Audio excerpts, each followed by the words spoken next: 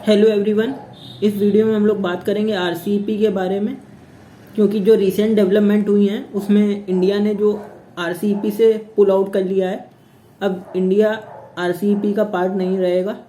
RCEP के topic के ऊपर 2 वीडियोस पहले से चैनल के ऊपर हैं, वो उसके बेसिक इन्फॉर्मेशन के ऊपर पिछले साल बनाई थी, आप जाके वो चैनल पे देख सकते हैं।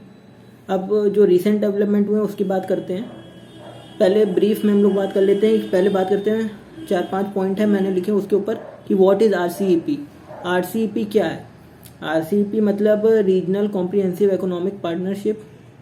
ये 15-16 देशों का होना था। अब इंडिया ने जो पुल आउट कर लिया इस एग्रीमेंट से, तो अब ये 15 देशों का एक एफटीए फ्री ट्रेड एग्रीमेंट है, जिसमें 10 Asian countries association of south east Asia की जो कंट्रीज़ हैं वो, उसमें कौन कौन सी कंट्रीज़ आती हैं अगर ब्रीफ में, Myanmar, Thailand, Laos, Cambodia, Vietnam, Malaysia, Singapore, Brunei, Philippines, Indonesia, ये 10 एशियन कंट्रीज़। और उधर से हो गई आपकी जापान और साउथ कोरिया, नीचे ऑस्ट्रेलिया, न्यूजीलैंड और एक चाइना। ये 15 कंट्रीज़ हैं। इनके बीच में अब ये आरसीईपी साइन हुआ है। ये फ्री ट्रेड एग्रीमेंट है। इसका मतलब ये है, अब इन सब देशों के बीच में जो व्यापार होगा, ट्रेड होगा, वो जो टैरिफ्स होंगे वो बहुत कम होंगे। 90% तक टैरिफ्स कम हो जाएंगे। अब ये जो ट्रेड होगा, एक दूसरे से आप व्यापार करेंगे, वो फ्री ट्रेड एग्रीमेंट, मतलब टैरिफ रहेगा अभी भी, लेकिन 90% तक उसे कम कर दिया जाएगा। ये मोटा मोटा था आरसीईपी। अब why India pools out of RCEP, India ने आरसीईपी से बाहर क्यों कर लिया? इसके बहुत सारे रीज़न हैं। बहुत सालों से आप सुनते होंगे इसके बारे में, निगोशिएशंस चल रही हैं। Last year Indian prime minister गए भी थे मीटिंग में, तो उनने वहाँ पे ये भी कहा था कि जो भी फैसला होगा ये भारत के हित को देखते हुए भी लिया जाएगा। तभी ज़्यादातर क्लियर हो गया था कि इंडिया इससे ऑप्ट आउट ही कर लेगा।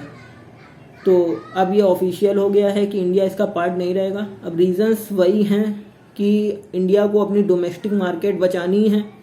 अगर फ्री ट्रेड एग्रीमेंट हम लोग कर लेते तो चाइना के जो इलेक्ट्रॉनिक्स जो सब हैं, इलेक्ट्रॉनिक्स सामान और जो बाकी चीज़ें, स्टील इंडस्ट्री चाइना की बहुत बड़ी है, वहाँ पे स्टील सस्ता है कंपैरेटिवली इंडिया के मुकाबले। वो जो वहाँ की कंपनियाँ हैं वो सब इंडिया में डंप कर देती सस्ता माल। तो हमारे जो डोमेस्टिक मैन्युफैक्चरर्स हैं वो उनसे कम्पीट ही नहीं कर पाते, क्योंकि इतना सस्ता है वहाँ का। तो हमारी डोमेस्टिक मार्केट को बचाने के लिए ये फैसला किया है। और रीजंस हैं, खाली स्टील और इलेक्ट्रॉनिक्स नहीं, जैसे agriculture, textile industry, agriculture industry, dairy industry, ये सब। अब जैसे ऑस्ट्रेलिया और न्यूजीलैंड, मैंने पिछले वीडियो में भी ये बताया था कि ऑस्ट्रेलिया और न्यूजीलैंड में डेयरी की मार्केट बहुत बड़ी है, क्योंकि वहाँ पे बहुत एरिया बहुत ज़्यादा है लोगों के पास, और डेयरी के लिए इन्वायरमेंट बहुत है अच्छा है उधर, क्योंकि वहाँ पे जो डेयरी प्रोडक्ट्स हैं उनकी प्रोडक्शन भी बहुत हाई होती है, और इतनी वहाँ पे जनसंख्या कम है, तो वो बाहर एक्सपोर्ट भी बहुत करते हैं डेयरी प्रोडक्ट्स। ऑस्ट्रेलिया, न्यूजीलैंड, ये हो गए ये वाले देश जो आरसीईपी में शामिल। अब इंडिया की डोमेस्टिक मार्केट भी बहुत बड़ी है डेयरी की। अगर वहाँ से सस्ता डोमेस्टिक डेयरी प्रोडक्ट आ जाएगा तो हमारा डेयरी जो आम दूध वाला जो हम लोग हैं, वो वहाँ पे जैसे 50 रुपये लीटर दूध मिल रहा है, वहाँ से आ जाएगा 40 रुपये, 30-35 रुपये। तो ये तो पूरी डेयरी इंडस्ट्री बर्बाद हो जाएगी। और डेयरी इंडस्ट्री, फार्मर्स बहुत जुड़े हुए रहते हैं डेयरी इंडस्ट्री से। तो पिछले साल फार्मर्स का बहुत विरोध भी हुआ था इसके लिए, सड़कों पे वो उतर आए थे, वो भी मैंने पिछले वीडियो में वो बताया भी था। और क्या रीज़न है? अब जो आरसीईपी है, अब इंडिया को ये भी है कि इंडिया ने का इसमें आपको लग रहा होगा फ़ायदा ही है पूरी तरीके से कि इंडिया ने ज्वाइन नहीं किया, तो जब इतना नुकसान ही नुकसान। अब वो तो हमारे पर्सपेक्टिव से है कि नुकसान दिख रहा है, अब इंडिया का फ़ायदा दिख रहा है। अब इंडिया का नुकसान क्या क्या है इसमें?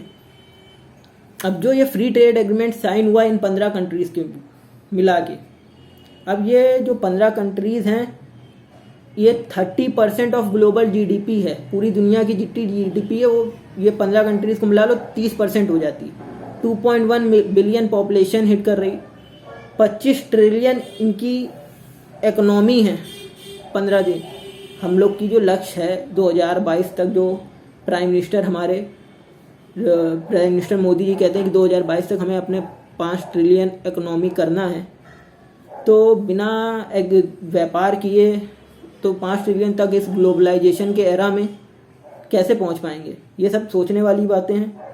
अब और क्या क्या है, मतलब पूरी तरीके से बाहर नहीं हुआ, क्योंकि ये जो कंट्रीज़ हैं जिनके बीच में एग्रीमेंट साइन हुआ है उनको भी पता है कि इंडिया के बिना वो इतना इसमें यील्ड नहीं कर पाएंगे, जहाँ की उनको भी फ़ायदा होगा।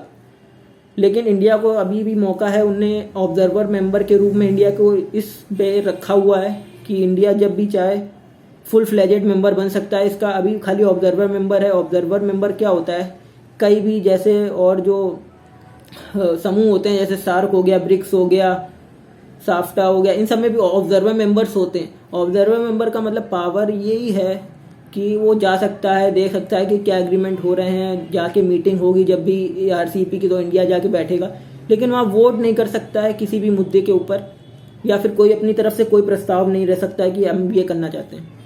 और इंडिया को खुला है कि वो कभी भी फुल फ्लेजेड मेंबर जब चाहे बन सकता है। तो अब इंडिया को क्या करना चाहिए? अब तो ये साइन हो चुका है। इंडिया का इसमें डेफिनेटली लॉस भी बहुत बड़ा है, इसमें तो कोई शक भी नहीं है। अगर हमको बचा के रखना है, प्रोटेक्शनिस्ट पॉलिसी ही अपनानी है, तो हम लोग कैसे आगे बढ़ पाएंगे? 5 ट्रिलियन 10 ट्रिलियन कैसे इकोनॉमी बन पाएंगे? क्योंकि ग्लोबलाइजेशन के एरा में हम लोग को कि हमारे जो डोमेस्टिक मार्केट है उसको बचा के रखना है, प्रोटेक्ट करना है, ये सोच के अगर काम होगा तो फिर हम लोग बढ़ नहीं पाएंगे आगे। अब वे अहेड क्या होना चाहिए?